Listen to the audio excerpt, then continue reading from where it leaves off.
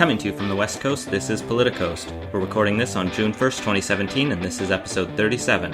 Politicoast is a podcast that explores what's happening in British Columbia and across the country. If you haven't already, please make sure to subscribe and leave a review on Apple Podcasts. Follow us on Facebook and Twitter where we're at PoliticoastPod. I'm Scott. And I'm Ian.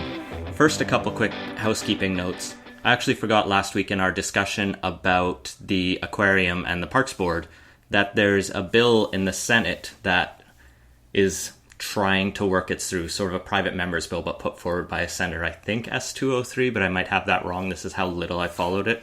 It basically would ban cetaceans in captivity in all aquariums across Canada. And I partially didn't mention it because I haven't followed it that much, and I also don't think it's going to go anywhere because Senate bills are sort of like private members' bills that unless they find that sort of unique magic, number of people who care about it, sort of like the genetic discrimination bill, they just don't go anywhere. Thanks, Twitter, for calling us out. I think that was Nick Waller. The other big news is this has been a really, really busy week. We have a whole bunch of big stories that we're going to dive into, but before we do that, we sort of were thinking all week, we should do an emergency pod, we should just get together, except we both have to work full-time jobs to pay the ridiculous cost of housing that is Vancouver, and can't just sort of drop everything and go, fuck it, we don't really need to work. But what we're going to do instead is beg for your money. If you want to see us do more, if you really like this show and the ramblings we do and you think this is valuable, we've launched a Patreon page at patreon.com/politicoast. And we're sort of putting it out there that if you want more content from us, pay up. And if we get enough, we'll do more. If we don't, we'll still do this same amount of, one free episode a week. But if we get enough money, we're hoping to do interviews, emergency podcasts, extra deep dives that we've always been meaning to, but just can't really find the time to get around to reading that much stuff. Or, throw tens of thousands of dollars at us and we'll go to poli-sci university and actually know what we're talking about, or form a political party or something crazy. But for now, if you go to our Patreon page, kick in $2 a month. That'll let you get in at the basic ground level, get some early content or some bonus content when we get up, or go to the $5 a month. And I think I promised a little bit more for those people. Or there's higher levels, and we're still sort of playing around. If there are things you think we should be offering, let us know. If there are goals you think we should be setting, let us know. But really, we just want to try and make this podcast a bigger success. So yeah, check out patreon.com/politicoast. And at the very least, just think of it as buying us a beer every month. So getting right into this busy week, we're going on to segment 1, Good Faith and No Surprises. Well, it's finally happened. The Green Party has finally announced who they're siding with and basically who's going to be the next Premier of British Columbia. This week, on Monday, when we wanted to do our emergency pod, they made an announcement that the Green Party and the NDP had reached a deal and that the Green Party will be entering into a supply and confidence arrangement with the NDP. Supply, basically budget bills and money bills, the Green Party will support, as well as they will support the NDP government on any confidence motions that without that support will fail and cause the government to fall. On Tuesday is when the real meat and the text of the agreement came out, which is this 10-page document that we'll dive into in a minute, because it's fascinating and an interesting look at how they can hold this together for 4 years, even with the slimmest of majorities. But before they could sort of have their press conference, Christy Clark announced that she would be having her own little press conference half an hour before, which, on Twitter is kind of everyone got a little annoyed, especially the journalists, because they were already in the NDP Green lockup, sort of reading this document and then going, now we can't cover the current sitting Premier making her announcement. But she gets up and no one really knows what she's going to say, and she sort of comes across as this subdued, almost beaten, a little humble, in fact. Yeah, which is, the note she'd written to herself on her speaking notes. But she says, you know what, this needs to be done in the open, and following our traditions, I'm going to recall the legislature, test its confidence, probably lose, and then it looks like we'll have a different government. In the questions, they basically clarified that, and she said she plans to stay on as leader of the opposition in that inevitable case, which means she's not planning a resignation yet, although I have to wonder about how secure her position is right now. Well, I think that's going to depend a bit on how stable this agreement ends up being. If she's gambling that this isn't all that stable an arrangement and it's going to fall apart pretty soon, she may be looking at, okay, there's going to be an election in 8 months from now, a year maybe. That's too short to do like a really proper leadership process, get someone new in, and hey, if this falls apart, we were only 1 seat shy. We can gain those couple seats back, especially once our past isn't quite as much in the limelight anymore. She's hoping that if it looks a little unstable, it'll be time to go forward, or she may also be thinking that, hey, maybe this isn't actually going to get all the way to the point of them bringing down her government, and that this arrangement really isn't even strong enough to withstand the initial stresses on it leading up to the confidence vote. Yeah, her speech was an interesting bit of political theater. It's hard to tell how much of it was just her genuine sort of almost defeatist attitude versus how much was just like, I need to play this character now so that I can ride triumphantly later. Like she did say in response to one question, because I initially thought it sounded like she was trying to suggest, you can't do these deals in the back room, and it almost sounded like she was going to put it back to an election and basically say, if British Columbians want an NDP Green government, they should elect one. But in the question, she did clarify, no. If she gets knocked down in the legislature, she'll go to the lieutenant governor and not ask for an election. She'll just say, I was defeated. Do with it as you will. Which everyone is sort of agreed that the lieutenant governor will most likely have to go to John Horgan, especially given this deal. Of course, there's all speculation that the lieutenant governor could go, well, they only have 44 seats, and if they have to give up one for a speaker, it won't be stable, so let's just go to an election. But that seems like forcing a constitutional crisis unnecessarily, which is not something appointed ceremonial roles are want to do, I think. So the question is sort of Clark's longer game, her longer strategy. And I think it is that sort of hoping for the others to fail. The question for me is just what's happening inside her party. How content are the BC Liberals right now, are, her caucus and other teammates? Because one thing that's emerged, and there's a great Globe and Mail story that looks at the timeline of building this deal that came out, sort of who was meeting who, when, and where, and it's all that behind the scenes stuff, and we'll link that in the show notes. But it kind of highlights that Clark left this to her team, whereas Horgan and Weaver were in the room together, and there was this closing in on an agreement between Weaver and Clark, but then 18,000 signatures were delivered to the Green caucus, and they basically realized if they sided with the Liberals, their base would explode. And then Horgan started sort of offering a bit more and showed that their platforms weren't actually that different on a lot of key areas. And it sounded like they got into the weeds more, whereas the Liberal and Green policy discussions and agreement discussions were more just at this higher level, like, all right, we can get down to it on electoral reform, campaign finance reform, finally recognizing you as a caucus. But on the environmental things, it was still lots of outstanding questions. So this deal came together between Horgan and Weaver and was penned, and Clark was sort of left leaving sad voicemails on Andrew Weaver's cell phone. But maybe let's jump into the agreement a bit, some of the details in there, and then switch gears and talk about the speaker question to close off this segment. It's the 10-page document, which, like you said, sets up a supply and confidence. Greens have to vote for the NDP on any confidence motions, but it's much more than that, because the Greens are given a lot of exclusive access to policy and are basically going to be consulted on anything an NDP government brings forward, to a level that you would only really give to cabinet members.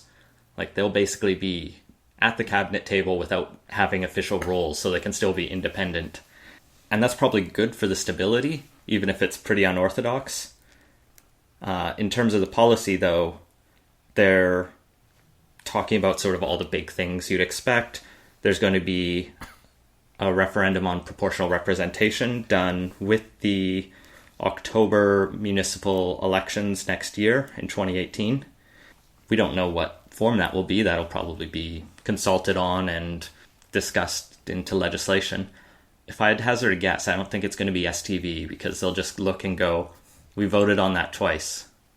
And sort of trying to run on it a third time, the optics aren't as strong there. Definitely a chance we could go with that. We might also see them, reconvene a citizens' assembly or something, or, they just go with MPP, which is the NDP's preferred option, or look at something else. When the Prince Edward Island did their half-hearted attempt last year, they had a couple interesting proposals that don't kind of really fit into any of the easy to pinpoint ones, like the MMP plus leaders and a few other ones, and there's like a dual member proportional I think they had. But we'll find something, I'm sure. They also want to bring in campaign finance reform, banning corporate union and foreign donations, some lobbying reforms, into the jobs, climate, and a sustainable economy that works for everyone. They talked about raising the carbon tax by $5 per ton per year, starting on April 1st, 2018.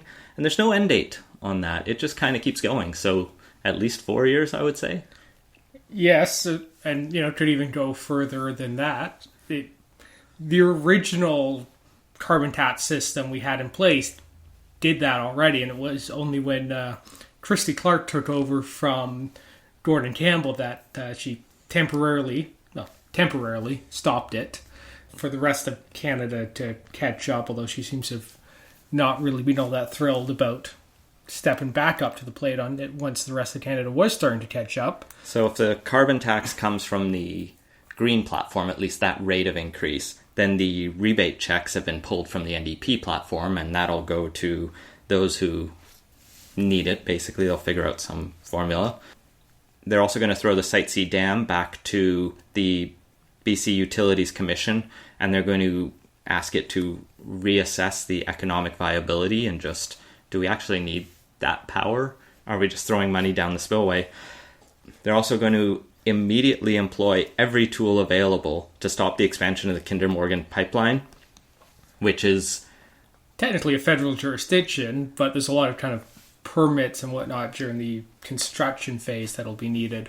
And I think Andrew Weaver in one of the press conferences even raised some constitutional issues that he thinks he can pull. So they're going to throw it to the courts and try and hold it up until Kinder Morgan just says, fuck it, we're not going to piss money away on this anymore.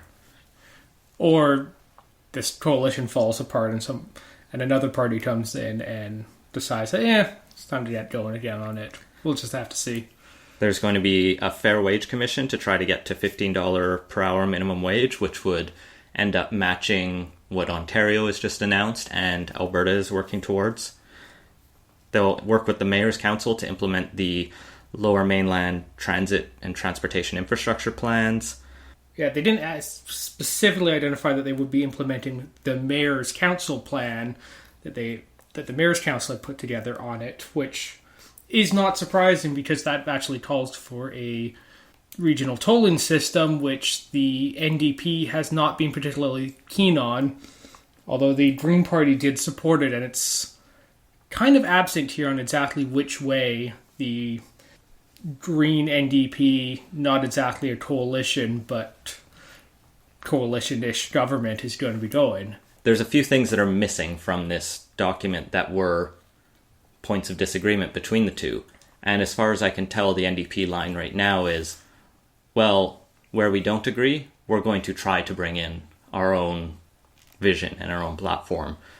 But where it'll get interesting is some of these are money issues. Like tolling would, I imagine, be in a budget bill, which the Greens would then have to pass. Yes, in theory, although it's also in a minority government situation. We may see, amendments being proposed during, first or second or one of the committee levels where, maybe the Liberals and the Greens will team up to put an amendment through on the budget bill and, tweak something here or there on it. So we'll have to see how that goes. There's going to be a lot of behind-the-scenes politicking and deal-making for sure.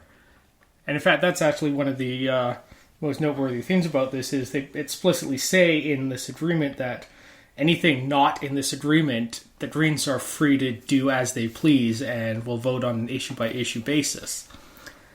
Next up in their sort of jobs plan, I'll just sort of get through it. One of the big ones I want to highlight is establishing an innovation commission, which is kind of vague as you can get, but essentially having an advocate and ambassador to speak on behalf of the BC technology sector in Ottawa and abroad. Whatever that ends up meaning. And I'm not sure innovation and government commission are necessarily things that go well together. So we'll have to see how that shakes out. In the next section, fixing the services people can count on. They want to throw money at public health care. They want to create an essential drugs program to reduce prescription drug costs, which is the start of a pharmacare plan that I would love to see at some point, but we can't be too ambitious here, I guess, considering neither of them rely on pharmacare. They want to sort of help seniors, expand team-based health, and because they had all agreed on it, they're going to get a minister responsible for mental health and addiction strategy and a youth mental health strategy, which, given the crises going on in BC, is definitely long overdue. They're also going to put a lot of money into education, though they don't say how much, sort of restoring money to adult basic ed and English language learning, but then otherwise just like fund K through 12. Well, in fact, they don't really put a number on basically anything here but the carbon tax in this whole document. It's more of a list of aspirational goals rather than specific budget amounts. On their last one, making life affordable, you could say that eliminating the MSP premiums would cost a very specific amount. But, another thing here is launching a basic income pilot project, which was from the Green platform. We have no clue how much that will cost. And I think you would want to wait and to see how Ontario's pilot program goes, but doesn't look like they're going to wait on this. Well, it literally says it should be funded in the first provincial budget tabled by the NDP government, so that implies it should be pretty quick. And finally, their solution to the housing crisis is to just make housing more affordable. And they're going to do that by increasing the supply of affordable housing and take action to deal with speculation and fraud that is driving up prices. That's a thorough plan right there. But overall, this is much more thorough than I think people were expecting. The Greens had talked about their sort of 3 line items, and here they got 10 pages of sort of how it will work, plus the meat of it is just priorities and policies. And so when Andrew Weaver was really hammering on, I want to deal for 4 years, this is, I think, where he was trying to get to. So he's probably definitely over the moon with this. I think John Horgan's even higher than that because I've not seen him not smiling this week. And he's got the biggest, doofy grin of just guys, I'm going to be premier. I didn't think it would happen. It's not supposed to happen. I'm NDP. So I love seeing John Horgan this week. He just makes me smile when he's smiling that big. But the trickiest issue is going to be that speaker question. Why don't you run us through the problem that we're facing? So right now, there's one vote separating the Green NDP, what do we call it? Alliance. It's not alliance. Agreement. Yeah. Probably alliance is probably the best way to go about it, describe it, because it's not a coalition, but it has a lot of those similarities. But there's one vote separating the Green NDP alliance and the Liberals right now, and that makes it very difficult to figure out who gets to be the speaker without kind of upsetting that balance at all. And the Greens and the NDP have said, they're not really looking at putting up a speaker right now, and they wouldn't really want to because it eats into their extremely narrow margin. But the Liberals haven't exactly been eager to put up their own speaker either. So there's kind of an open question on who gets to be the speaker. And before anything can happen, before the throne speech, before any confidence motions or budgets or anything else happens, they have to select a speaker. Yeah, before Christy Clark can be defeated, this is the first problem. And the question of what happens if there's no speaker is sort of gone around Twitter and the political class commentariat of BC a few times now. And there's one case in Canada, it was 1908 in Newfoundland. Which technically wasn't Canada at that time. That's a good point. They had a tied legislature, and neither side wanted to budge an inch, and eventually the lieutenant governor at the time just said, all right, go back to the polls, try again, see what comes out, and then one side got a majority. I think British Columbians would be pretty fucking pissed off at that point. And from what I saw of Christy Clark's speech, assuming it's somewhat genuine, and assuming even if it's not that she wants to see the GreeNDP alliance fail or collapse in on itself, I could see the Liberals putting someone up just to get the throne speech, get the confidence vote there so they can lose it. And then that speaker, that BC Liberal could even say, I don't want to be speaker anymore. We'll let someone else do it. And then we have to have the same discussion all over again. The speaker of the last legislature was BC Liberal MLA Linda Reid, and from everything I've read, it sounded like she enjoyed the role.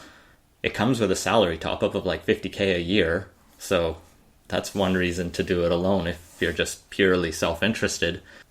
And it seemed like she was respected, so I could see her sort of taking it back, assuming she was happy with it.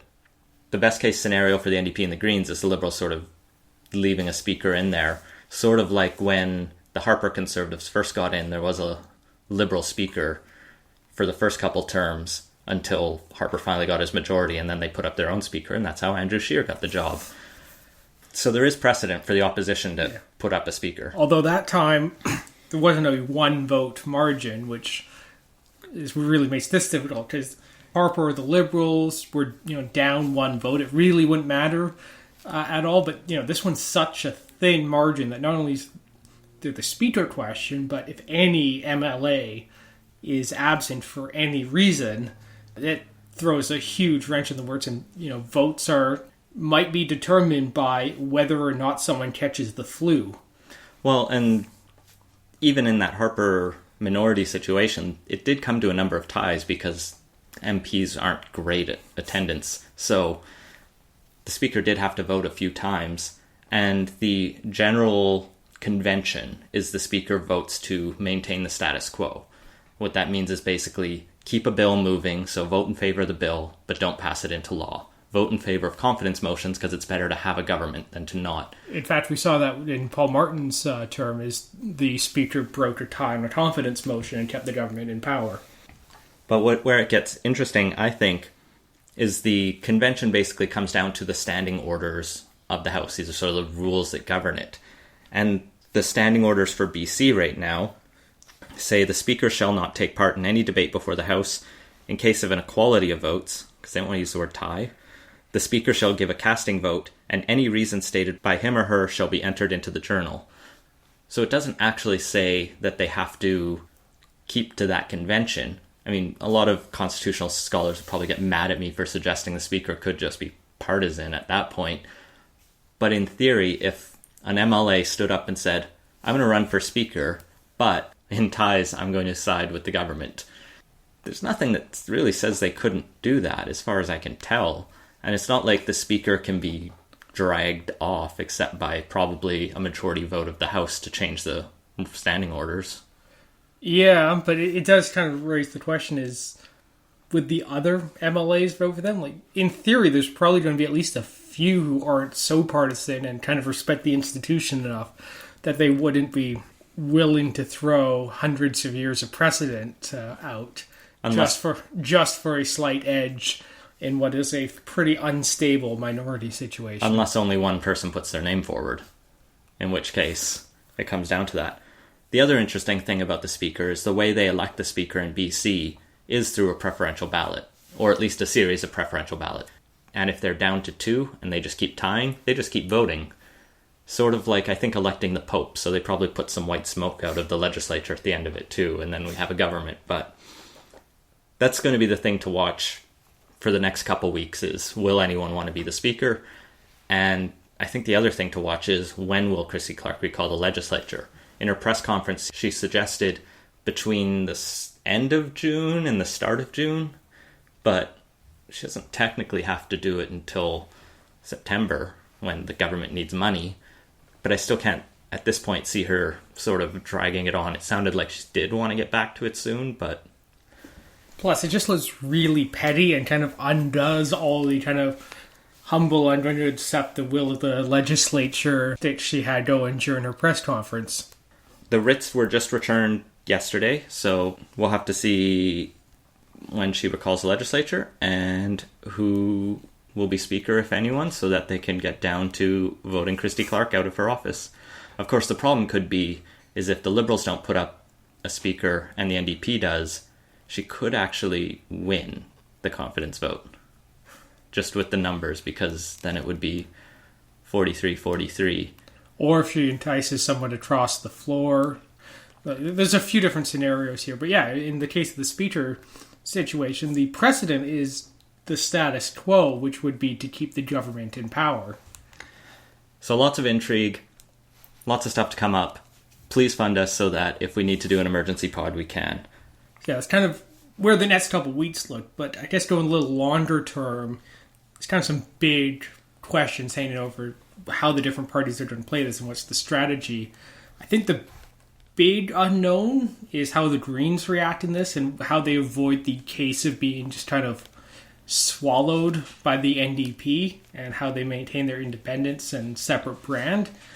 If they can actually get the referendum passed in October 2018, that'll be a big help to them. But if they don't, they really need to also maintain their own kind of independence and brand and not be just those other NDP guys who aren't the NDP.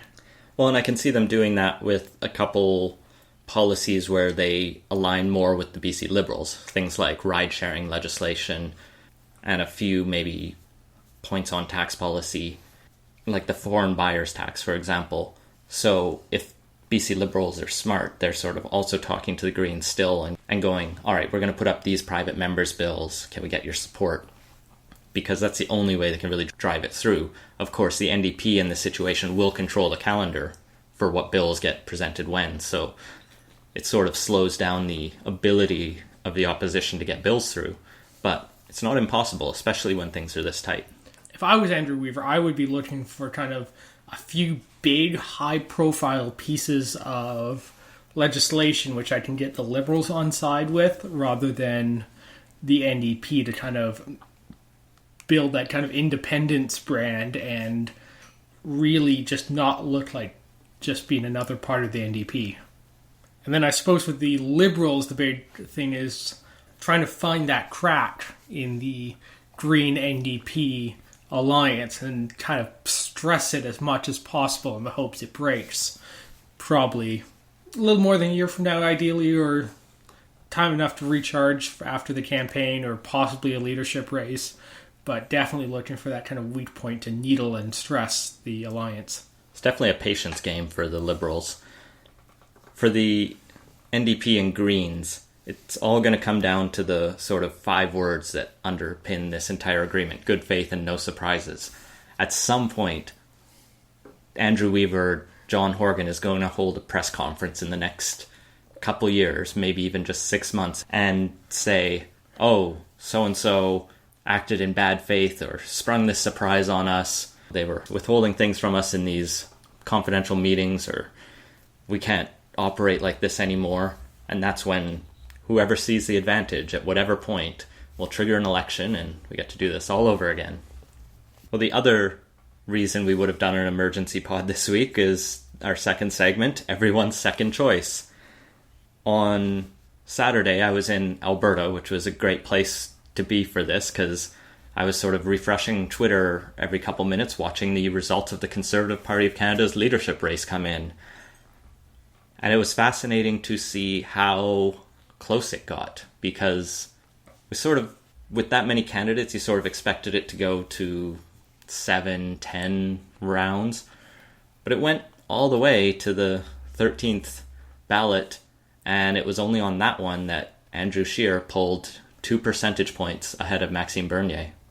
So for every ballot up to that point, Bernier was in the lead. He started off with a 29% and kind of slowly climbed up, but kind of throughout the whole thing, Scheer was slowly gaining ground, and that was really Andrew Scheer's strategy through the whole thing. Is he ran a fairly kind of inoffensive, center of the road, basically be well liked by everybody's campaign, and it paid off for him because he got those second and third and fourth and 12th placed votes in just enough margins to overcome Bernier's initial 8-point lead, I believe it was. Well, and Scheer was also really good at picking up the sort of base of the Conservative Party, the various attractions, rather than really getting in lots of new members who didn't actually vote as consistently as you would have expected. It's the people who've been Conservatives for their entire life, or at least 10 years or more, who vote in large numbers, and Scheer was one of them. In fact, when the membership numbers came out, Scheer was kind of written off by a few people because he didn't post all that great sign-ups. He spent the lead up to the March 28th deadline basically campaigning to the base and not really focusing on the new membership sign-ups, which everyone else was doing. And a lot of people thought that was a kind of bad play on his part, rather than in that he didn't get a whole bunch of new people to come out and vote for him. But in the end, he turned out getting that base, which would come out and more consistently vote, turned out to be the real edge he needed. Well, and you see it just in the map of who voted where, because the Conservatives amazingly gave us all the data of their leadership races, so you can see who won what riding and what percentages. It's just fascinating. I mean, there were 19 members in Nunavut. Man, someone should have spent a lot more time there and trying to find them, or even just sign up a handful more. But it gets interesting because Scheer was able to even beat Bernier in his home riding. And I think that was another thing that sort of hurt Bernier, was he just underperformed in Quebec of what people expected. I think the Conservatives in Quebec weren't really on board with his libertarianism, the kill the supply management, where Scheer came to the defense of supply management. He went, I'm on the side of the farmers, and for all your dissing it, Scott, it seemed like that actually just won the day in the right places, because either the farmers still have some clout. I read stories that said, I don't know how true it was, that dairy farmers were signing up en masse in Quebec to support Scheer. But I think the bigger thing is people like farmers, and they like the idea of supporting farmers. Yeah, the dairy farmers are confined to a few ridings in Quebec and would have given a few extra points, but that alone would not have really been enough to push him over the edge. I don't think this is one of those races where you can look at a single data point and say that is the reason why he won. There's a lot of little things, doing well in a few Quebec ridings that have a high concentration of dairy farmers definitely played a role, but there was a lot of kind of those other little things, being able to appeal to the parts of the Conservative base that Bernier didn't. A focus on not offending or not getting people off your side rather than kind of bringing more people on to it. Like, there's just a lot of little things that really added up, and no one thing really kind of pushed him over the edge.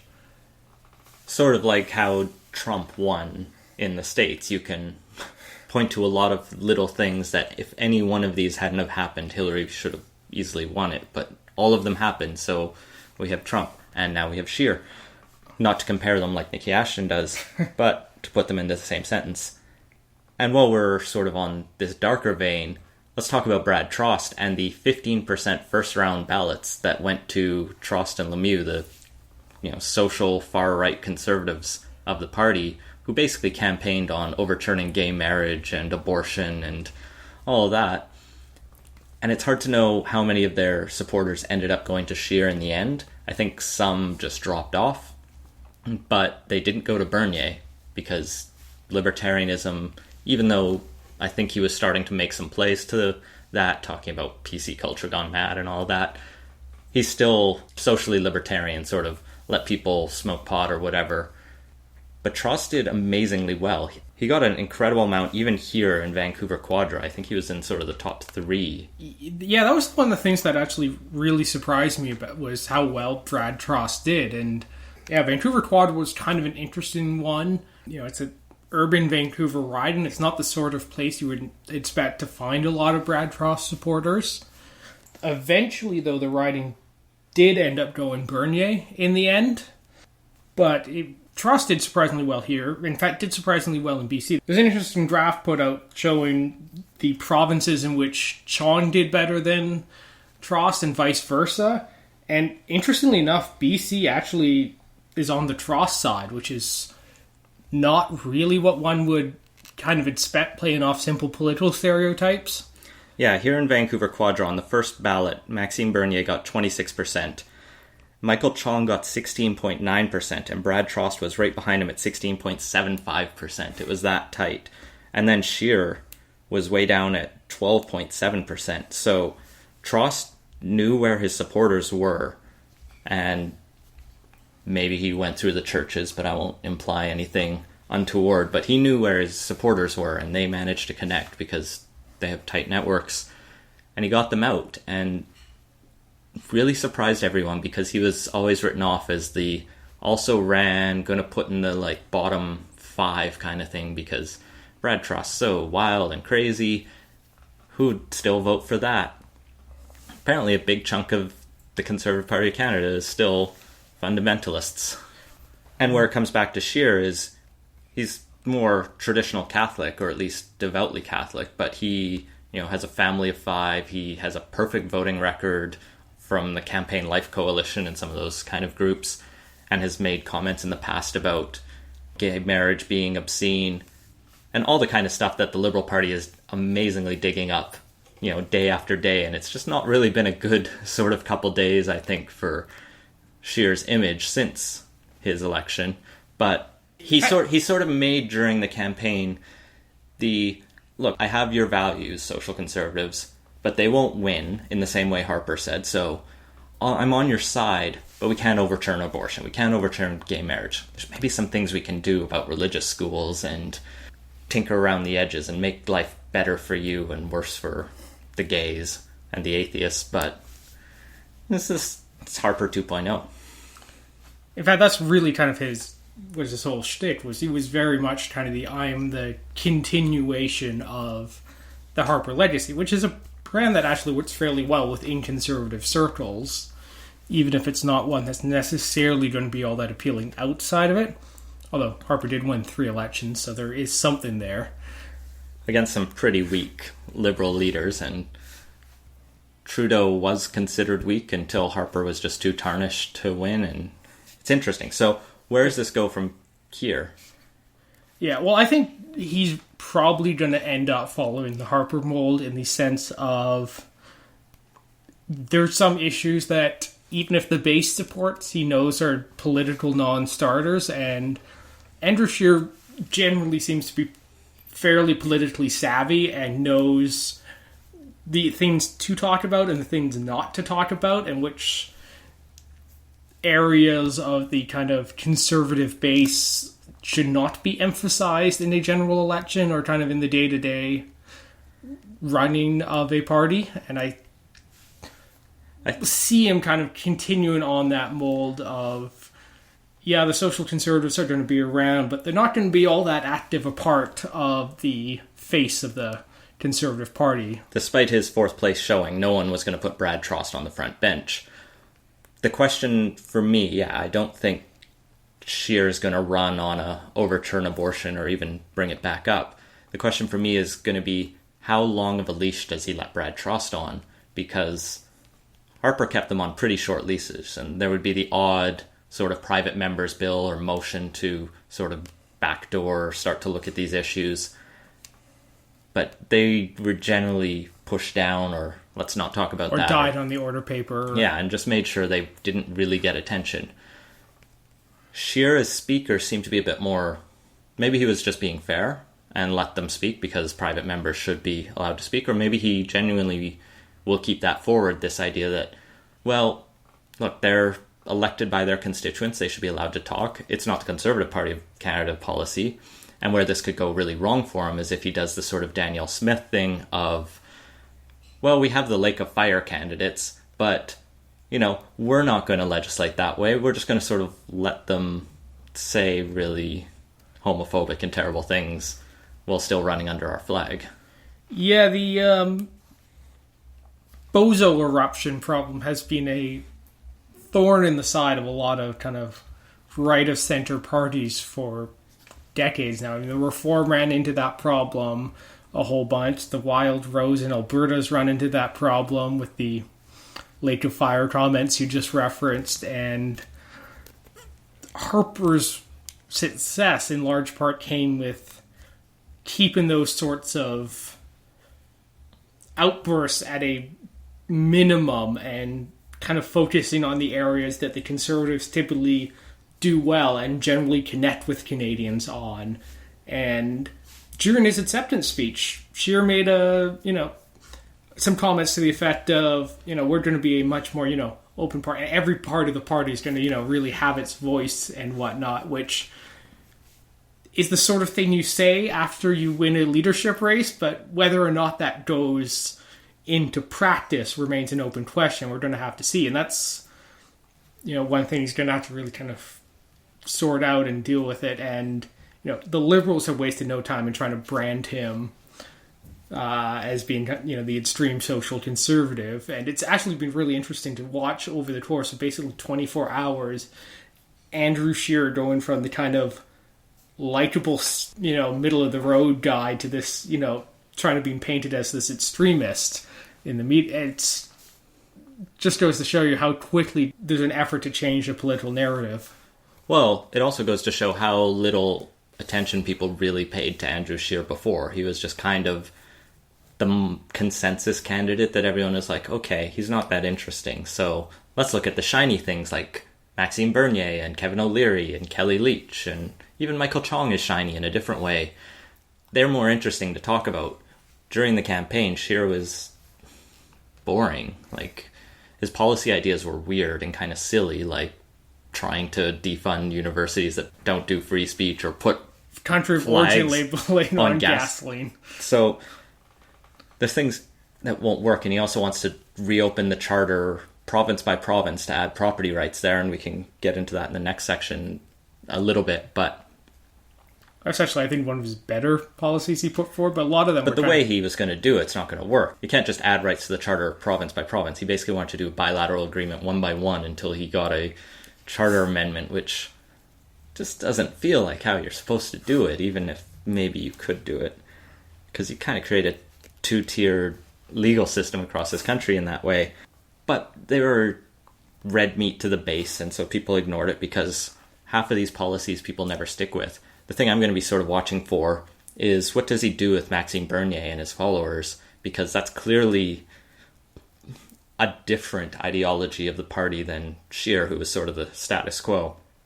They're not totally irreconcilable because they're still in the same political party, but they have this sort of let's take it in a more libertarian, more sort of flashy way, and Scheer is like, well, let's just keep being quiet sort of conservatives that just represent traditional values and all those kind of things. Yeah, it's going to be interesting to see. And one thing that really kind of stuck out for me looking at the results was how much it broke down on the kind of urban-rural split, with the urban ridings sending most of their points Bernier's way and the rural ridings going mostly Scheer's way. And it does, I think, kind of highlight one of those sorts of things that's kind of established itself in the status quo of Canadian politics, is that urban-rural divide. And the last two elections were basically won by how the suburbs won, and Scheer is very much kind of the status quo candidate. I don't see him really kind of upsetting that or being able to grow the Conservatives' tent in the area, in kind of like urban areas or even kind of the suburban belts that are going to be important in the next election. Well, and I think that goes to the heart of what Scott Gilmore was talking about with his frustrations of the Conservative Party as it stood sort of 6 months ago and coming out of the last election, that it was sort of out of ideas, and it's not clear Scheer has real big ideas to take it forward, and it's still sort of playing to some of the social conservative things. So I'm going to be watching to see also what this sort of new conservative discussion becomes, because it seems like the social conservatives almost got listened to more than the Chong new conservatives, who almost like split and went every which way they could to... They didn't really have a home in either Maxime Bernier or Andrew Scheer. If anything, I'd say it was almost a little bit Maxime Bernier I definitely to. think Bernier picked up a lot of the Chong votes out there, and just talking to people out there, like there's a lot of people who are kind of placing Chong and Bernier kind of in their near the top of their ballots, and more of them put Bernier at the top of them. But there was a lot of them who had, of the Chong voters, it was basically Chong, maybe O'Toole and Bernier, and kind of the next couple ones down. And yeah, I think that both of those candidates kind of appeal to the more urban conservatives and the urban voices. And I'm really a little disappointed that a more urban-friendly candidate didn't emerge out of here and kind of, at the very least, shake things up a bit so we don't have this kind of stale urban-rural divide in Canadian politics. And the only other thing I really have to comment on is, for the most part, it seems like conservatives just accept the results. But there have been a couple sort of weird stories out there. There was one where a couple MPs are sort of questioning whether there were legitimacy issues, especially with ballots that got rejected, and then apparently some weird counting errors. Apparently the company that was counting the envelopes counted a different number than the ballots that were counted, and there were just these like discrepancies that were actually around the range of the difference in the win. And that's not to say it was biased in any way, and they're sort of pointing the finger at quote-unquote human error. So if only we had more Harper-esque robots running the counting system. But I think the issue is they could have almost done a recount, but I guess for whatever reason they decided Saturday night they would shred the ballots immediately.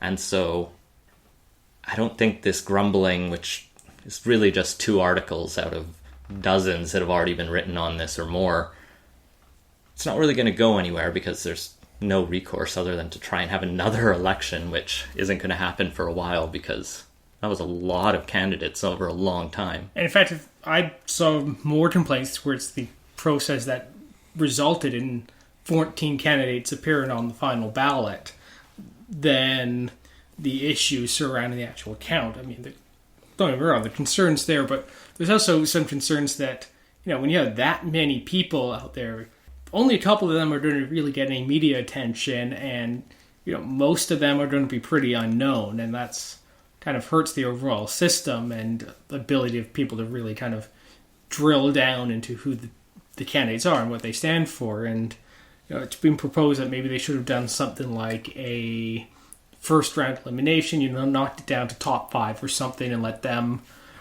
sort it out, or even like the UK Conservatives do, where the caucus selects 2 and then puts the vote to the members, which would have been interesting. We definitely would have seen a much different race if that was the case. Would have been Scheer and O'Toole. Yeah, pretty much. That would have not been an unreasonable final result there. O'Toole had a lot of decent ideas in the campaign and kind of put together pretty decent, well-rounded platform overall. Plus, I liked his UK, New Zealand, Australia common travel area idea. But yeah, overall, I think there's definitely some lessons learned on how to go about the process and make the race a little more dynamic, especially in the end. Like, even people who followed the race were starting to lose interest around April. And it's just one of those things where it kind of got dragged out too long. There were too many candidates, and think some candidates kind of shot their wad a little early and didn't really perform in the final stretch nearly as well. And I think actually probably a good example of that was Michael Chon. He put out a lot of interesting policy ideas kind of in the fall, and we didn't hear much from him in terms of new ideas or much else to say on it, which I think was just kind of disappointing overall, in that he brought some interesting ideas to the table, but he didn't kind of continue to get traction once those were out there. And maybe, and there were a few other candidates like that kind of put out some stuff early on and didn't kind of carry that through all the way to the end. And I think it also kind of hurt the overall dynamic of the race a bit too. But in terms of actually what was well done was the actual event itself, minus the letting it slip a little early who the final winner was. Overall, they kept up the suspense really well. This was all computer tabulated, so they knew 2 hours before they announced, but they kept the tension up and kept everything going throughout the whole event and made for entertaining watching. And plus the music was just good. Well, I heard people complaining it was dragged out a little too long, but those people are going to know nothing until the NDP drags it out over a month in the fall. So, it was done in 2.5 hours, 3 hours. So that's pretty good. Plus, we waited 2 weeks to find out the results of this election in BC. 2 hours really wasn't that bad. And they actually had a pretty decent soundtrack going through the whole thing, too. It's kind of country-esque cover of stuff, which, actually, if anybody knows where to get the soundtrack to it, please, let us know, because that was actually interesting. But overall, I think the convention was well done, even if they did tell the two finalists who won and then let them back out on the floor. And Maxime Bernier's lack of a poker face gave it away about 10 minutes before the final results were announced. But other than that, it was, I think, overall a fairly well done final leadership convention, even if the overall race left a few things to be desired. But I guess the big question now is, where do we go from here? And does, Andrew Scheer become Prime Minister in 2019? No. Probably not at this point, I think. Yeah, it's unlikely that a government that wins a majority on its gets defeated after one term. And Scheer's very much kind of the status quo, well liked by the Conservatives, but maybe not necessarily the person who will grow the tent very much. And, I can see him maybe picking up a few seats, maybe, and going up a few points in the polls, but we're probably going to see a slightly decreased Liberal majority next time. Or maybe we'll see Prime Minister Jagmeet Singh. Moving on to our third segment, Playing with a Meech Lake of Fire. The Quebec government has come out with a proposal to kind of reopen the Constitution. Today, Premier Philippe Couillard put out a big document and suggested that, maybe it was time to actually start talking about the Constitution and, Quebec's 5 traditional demands and, start a coast-to-coast discussion on the matter. This is something that we're either going to have to come back to in a full deep dive sometime in the summer and probably find a constitutional expert to sit down with and figure out what's going on, or we'll never talk about it again because it'll just die a deserved death, or undeserved, depending on your view on the Constitution. Basically, it all dates back to Confederation and before, but sort of the modern history, Quebec didn't really like or sign on to the charter when it was patriated in 1982, and there were a couple attempts to bring it back. The Meech Lake Accord, most famously, and the sort of Charlottetown Accord that brought in some of the same ideas, but then dealt with some other things. The 5 things they wanted that you mentioned at Meech Lake are what they're still talking about. So, recognizing Quebec as a distinct society, increased powers for immigration, limiting federal spending power, recognizing a Quebec veto over constitutional amendments, and sort of guaranteeing a certain number of Supreme Court judges for Quebec. And also that the Quebec government would have input on who those judges are. Yeah. All of those have sort of been done to some extent. The Harper government in 2006 recognized Quebec as a distinct society. Quebec's always had a little bit more say over immigration than elsewhere, but it's not constitutionally protected. Quebec fights a lot of court cases over federal spending power, though they don't have the ability to, say, ignore the Canada Health Act in Quebec. Well, they could if they don't want to the Canadian payments. health transfer. And Quebec is pretty much guaranteed sort of Supreme Court justices. The Supreme Court Act guarantees 3 Quebec justices because of the Quebec civil law system, which is different than the common law system in the rest of Canada. But currently the Quebec government does not put names forward that the federal government then chooses from, which is what they're looking for. But overall, they've basically got like a lot of these areas that kind of already policy wins, even if they haven't been constitutionalized yet or go as far as Quebec wants. The big exception of that being the Quebec veto over constitutional amendments, which sort of exists because nobody actually wants to reopen the Constitution because it's a massive mess that stirred up all these sovereigntist sentiments in Quebec, caused a huge amount of headache for the Mulroney government when they tried Charlottetown and Beach Lake. It's just overall a very messy issue, and once you start talking constitutional negotiations, all the provinces bring their own wish lists on what they want. Quebec has their demands, but you can be pretty sure Alberta will be coming to the table with a few things they want to see. Although with the Notley government, they're going to be different than the sort of 40 years of what the progressive conservatives in Alberta wanted. Though I still think you'll see some of them, like the issues surrounding the Senate and kind of the unequal representation of the West will probably come up in any kind of broad constitutional negotiation, which of course Quebec won't like because it will dilute their power in the Senate to kind of even things out. And the whole thing rapidly deteriorates into a mess pretty quickly, which is why we kind of really haven't seen anyone before now talk about it since Charlottetown. And the biggest question for me then is just sort of why now? Because like we're sort of saying, a lot of this is sort of trickled through. That's not to say it solves any outstanding issues, but it just sort of feels like let's kick up a bunch of dust to make a mess and see if we can distract from something else. Yeah, there's a, if not well-liked, an acceptable status quo that has emerged since 92 and the failure of Charlottetown. Or even the 95 separation referendum. But we've basically reached an acceptable equilibrium on the Constitution, so it kind of begs the question of what's there to gain by reopening it? I wonder if they're almost thinking, because this is the Quebec Liberals, that the federal Liberals would be more open to these discussions than Conservative government, which might go...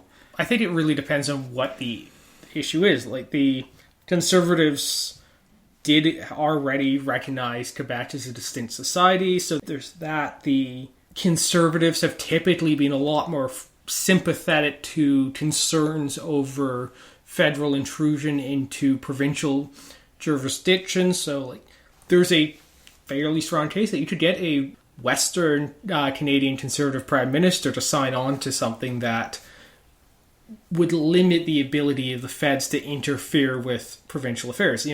The stepping on the toes of the provinces is much more being a liberal sort of thing than a conservative thing in Canada. So, only some of those areas would actually be the sort of thing that maybe works well with a liberal government. But regardless of the fact, Trudeau's basically already said no to this. Yeah, I think he has shown he's having enough trouble with the legislation he's promised or has already broken promises on, that opening up the Constitution and undoing his dad's legacy, I can't imagine he'd want to do that at all. I mean, he didn't say anything about the Constitution or Charter in his platform other than, they're the party of the Charter, or that Bill C-51 should be amended to fit the Charter, which they still haven't done. So there's no gain for Trudeau to wade into this, as far as I can see.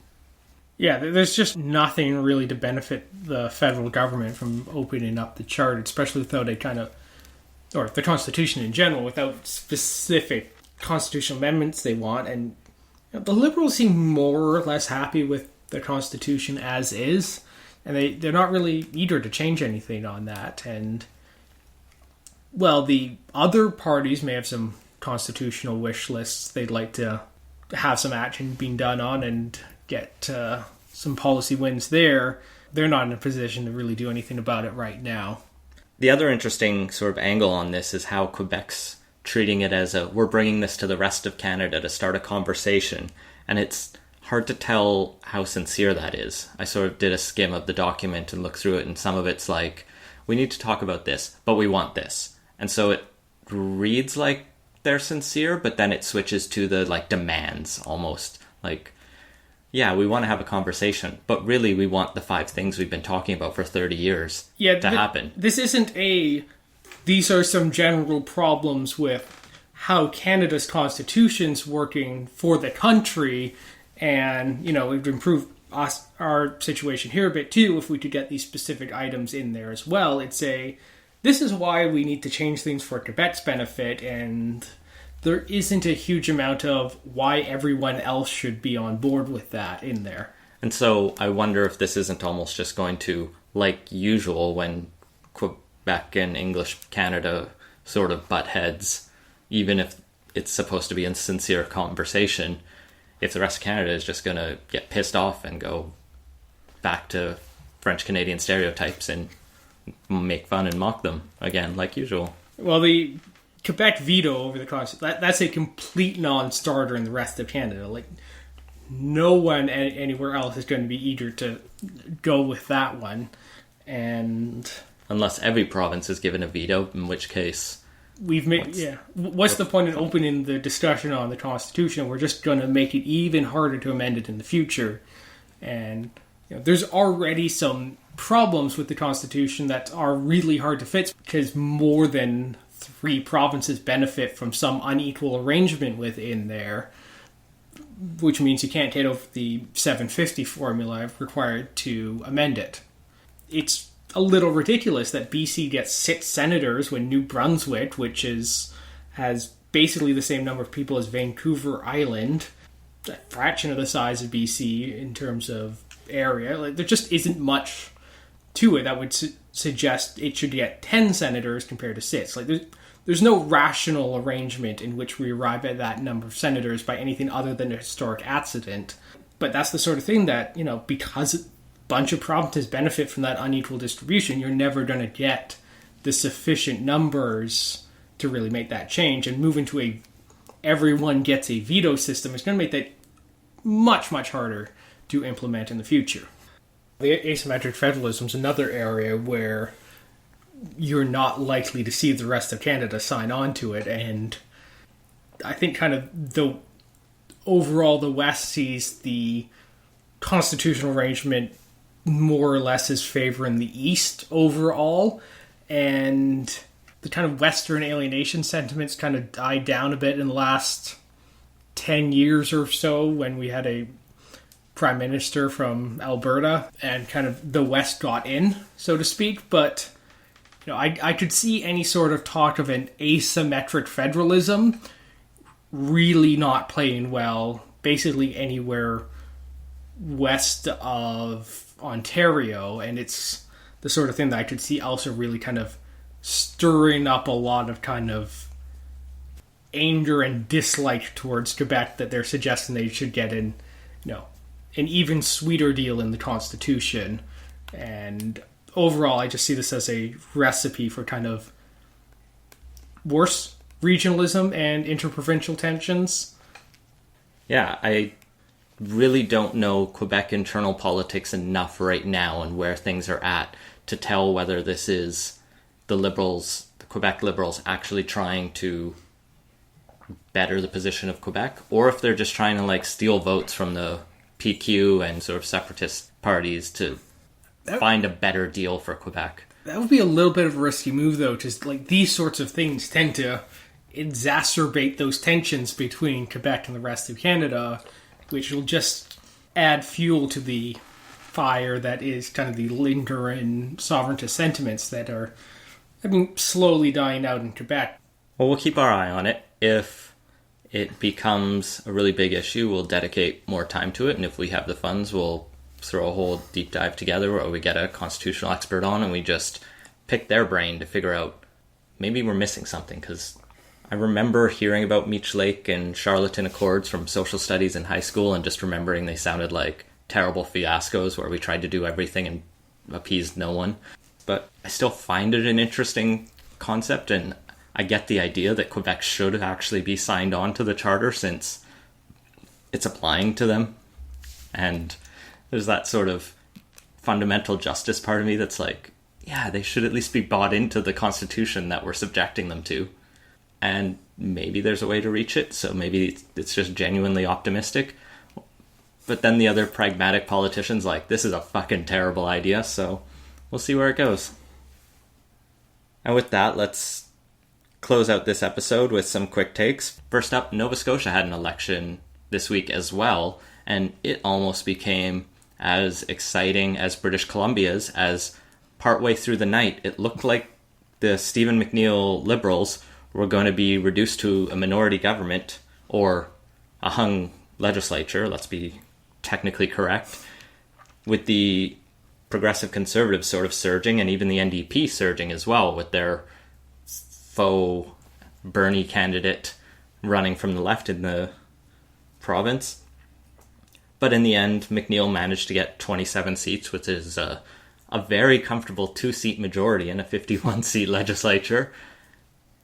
Now there doesn't have to be these fun deals. I know when I was watching the live stream, because I saw how close this was, at one point they were talking about absentee ballots that still had to be counted, but then they counted them in the same night. So Nova Scotia's got its shit together more than BC does, but BC's a much bigger province with more people, so it takes longer to get them around, especially when phone lines don't work, I guess. I think the biggest story of the night, though, especially on Twitter, was how bad CBC's graphics were about displaying the election, because by the end of it, everyone was making fun of it, especially because at one point, the Liberals and PCs were tied in the vote percentage, but these little bar graphs in the corner showed the Liberals way ahead.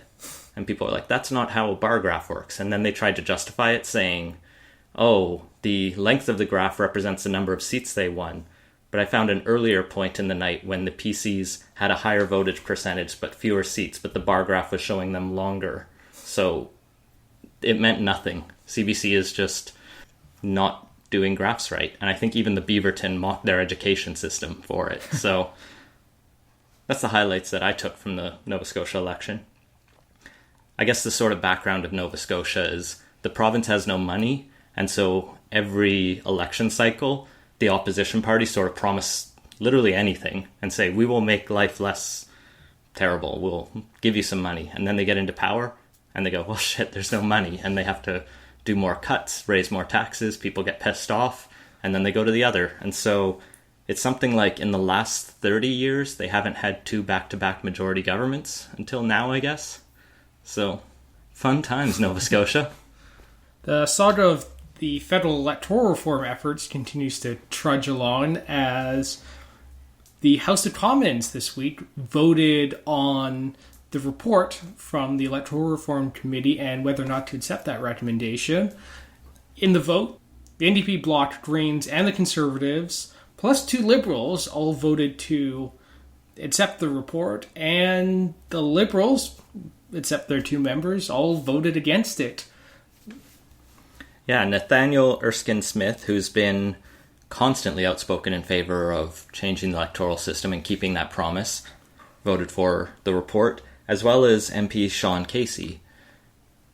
It's sort of a nice symbolic stand for both of them, and I think they can sort of get away with it because they're backbenchers who've proven their commitment to this, but ultimately it's sort of a meaningless statement at this point when you have 159 Liberals voting against the report on which they commissioned, on which they campaigned. Well, actually, they campaigned to change the voting system. The report didn't even get that far. It said hold a referendum on it. And it's just so sort of deflating almost to watch Liberals who put forward this committee. They didn't actually hold the majority on this committee because they gave that up. And really the only people who in the end were happy with the consensus of the report was the Conservative members, because the NDP and Greens wrote their own sort of addition supplementary report, and the Liberals like dissented from their own report saying, yeah, but do we really need to do these things? So it was a whole messy saga, and this is just kind of its unceremonious death.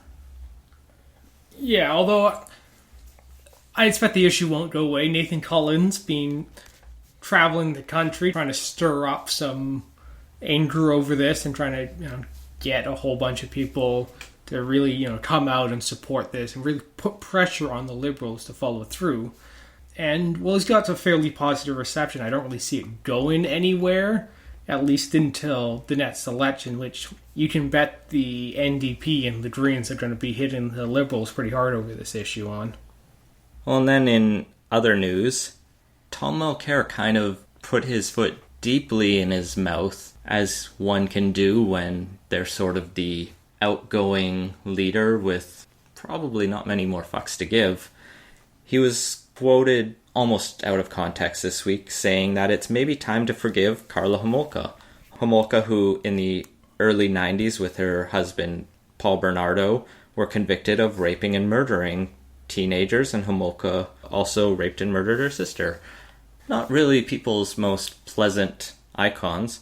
Yeah, so Homolka had made news this week when the press reported that she was volunteering at her kid's school, and naturally people were wondering why a convicted killer was volunteering at a children's facility in school. And, a lot of people were kind of, I think, fairly rightly upset over the whole situation. And Tom Mulcair was asked about this, mostly in the context of, should we be making any policy or legal changes surrounding it. And in his response, he suggested that it's kind of an open question on whether or not he paid the debt for her crimes and, whether it's time for some atonement and forgiveness. And I can sort of see where he was coming from a, purely there needs to be some sort of rehabilitation sort of situation, a reintegration society. But this is an incredibly tone-deaf way of going about it. Like, Karla Homolka is not the person you want to be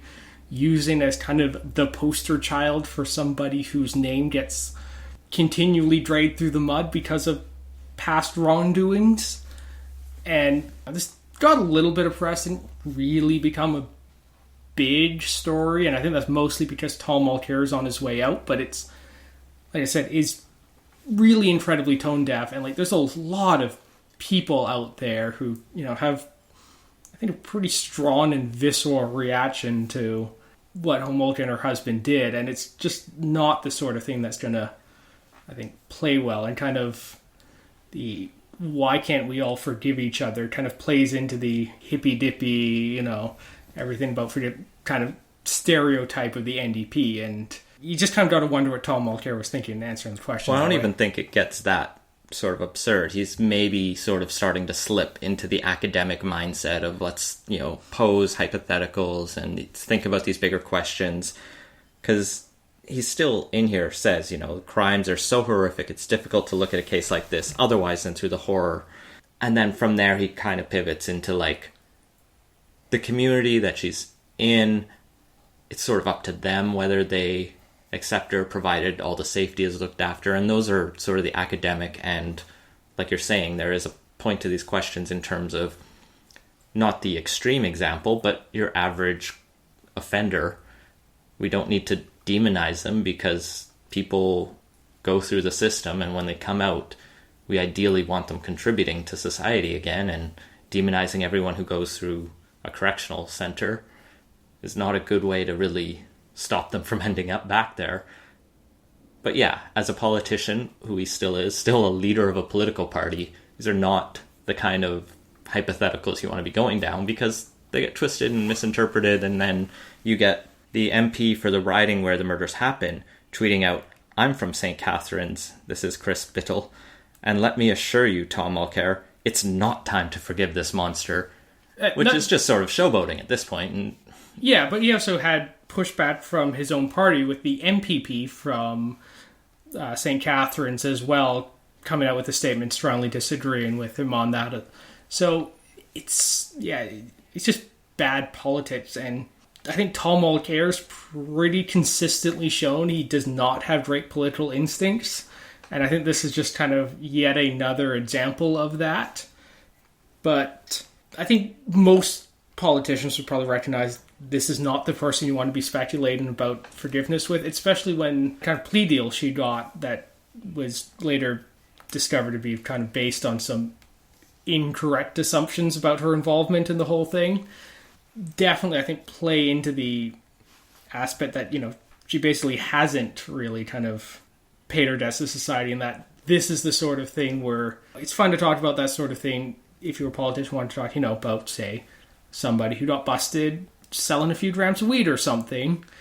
That if Tom Mulcair wants to make a point about the rehabilitation, that's the sort of person he should be talking about on this. And this right here is just the sort of thing that would make great political attack fodder if it was anyone but an outgoing party leader. The big news out of Washington today is that Donald Trump announced the U.S. is going to be pulling out of the Paris agreements. Everyone kind of saw this coming in that Trump's been pretty negative towards, actually addressing climate change or any of the sort of international agreements that have been struck on it, particularly Paris. And today he formally sent notice to Congress that he was going to be pulling out of it. And I suppose it's open speculation whether this was a long-planned thing or if it's a distract from, the ever-increasing number of scandals that he's involved in. But regardless, it's kind of a pretty big blow to the whole Paris Agreement.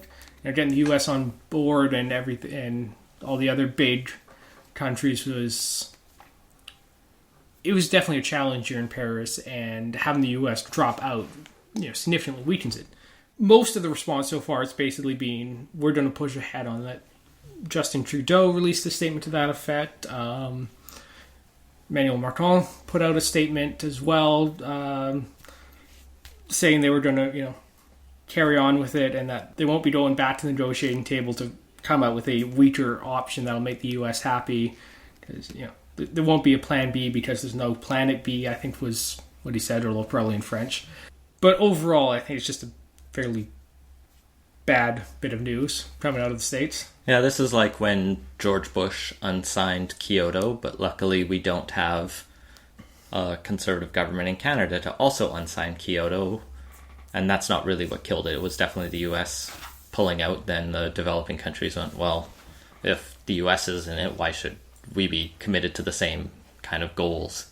It's good that Canada's still sticking with it. I mean, people will try and pin the hypocrisy on Trudeau for pushing ahead pipelines while at the same time saying things like we're taking decisive and collective action to tackle climate change and have our unwavering commitment.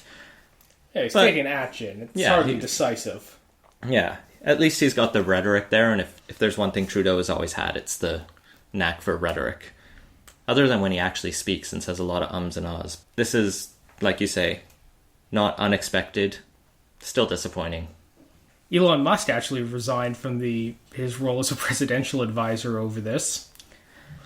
Which is keeping his word. I think if I were him, I probably wouldn't have accepted a role with Trump anyway. He might have been too optimistic that he could do good from the inside, but I still have some sort of suspicions about the whole technocratic Silicon Valley elite, that they're sort of not always looking out for everyone and more just how can we game the system, with some green concerns, as it were. But let's end on a bit more of a ridiculous story. As part of Canada 150, right now a 13,600 kilogram, 6-story tall rubber duck is being towed into the Toronto waterfront, and it turns out this cost the Ontario government $121,000. And when you see images of this thing, it will give you nightmares, because it is the world's largest rubber duck, and it's got the most innocuous but menacing stare. It's bigger than battleships that are floating in the harbor as well. I don't know if this is the secret weapon Kathleen Wynne is going to use to win her next election, but it's sort of just opened up a ton of new space for puns. The Tories are criticizing it as a colossal waste of money, and they say it's an absolute cluster duck. And the government just shot back that the opposition is just quacking much ado about nothing. And to make the story even more bizarre, there's now apparently concerns over whether or not we have acquired a counterfeit six-story tall rubber duck. The original giant rubber duck was created by a Dutch artist, and he's alleging that this one that the Ontario government has spent a whole bunch of money to bring to Canada is in fact a illegal counterfeit of his creation, and that the duck was never supposed to be used for profit, which is a great line that's now appeared in several news stories on the matter. And just this whole thing continues to get bizarre. The federal Conservatives are demanding to know if any federal money's gone towards this. Overall, this is just one of those weird little stories. And one of my favorite things I've seen on is the people photoshopping rubber ducks into famous Canadian historical paintings. A rubber duck at the Charlottetown Conference, or on the Plains of Abraham. Just these hilarious, this is really part of our heritage moments. And overall, it's just probably the funniest story of the week by far. At the time of this recording, it remains to be seen whether or not this controversy will foul up the Canada 150 celebrations. Oh, rubber ducky, you're the one. You make bath time lots of fun. Rubber ducky, I'm awfully fond of you. Vo-vo-vo-de-o. And that has been Politicos. Find links to the stories we mentioned in the show notes at politicos.ca. Make sure to subscribe wherever you listen to podcasts, and follow us on Facebook and Twitter at PoliticospOd. Please leave us a review and let us know what you think. Support the show and join the Politicos community at patreon.com/Politicos. And if you have any ideas for the show, feel free to send them to us. Thanks for listening. Rub-a-dub-dubby, rubber ducky, you're so fine. And I'm lucky that you're mine. Rubber ducky, I'm awfully fond of you.